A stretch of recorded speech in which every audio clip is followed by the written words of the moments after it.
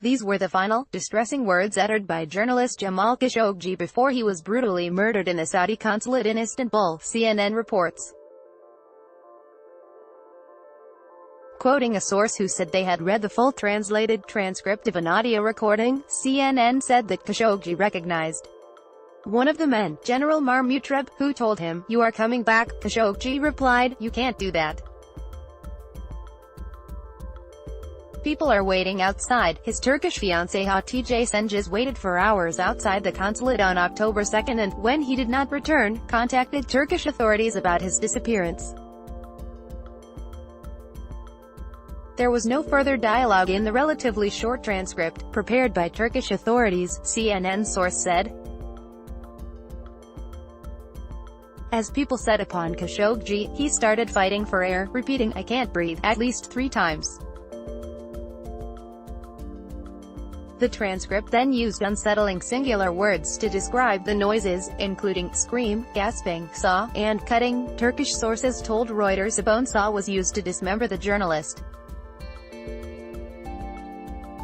The transcript included no further mention of returning Khashoggi to Saudi Arabia, and no indication that he had been drugged, as Saudi Arabia's public prosecutor said in November. One of the voices was identified in the transcript by Turkish authorities as Dr. Salah Al-Tubegi, a forensic expert specializing in autopsies attached to the Saudi Ministry of Interior, CNN reported. Mr. Al-Tubegi tells others to put in earphones or listen to music like him, the CNN source said.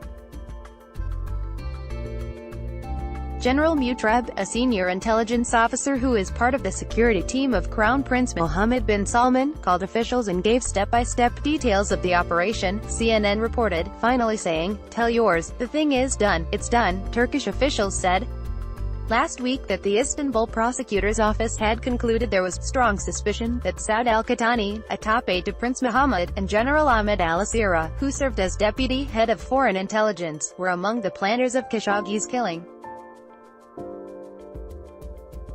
Saudi Arabia has said the prince had no prior knowledge of the murder. After offering contradictory explanations, Riyadh later said Khashoggi had been killed and his body dismembered when negotiations to persuade him to return to Saudi Arabia failed.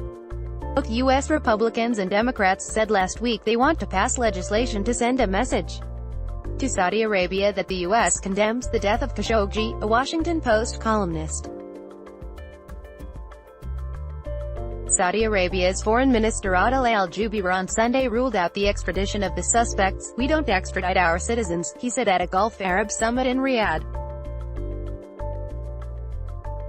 Last month, Saudi Arabia's public prosecutor's office said it was seeking the death penalty for 5 individuals, and that 11 of 21 suspects have been indicted and will be referred to court in Saudi Arabia.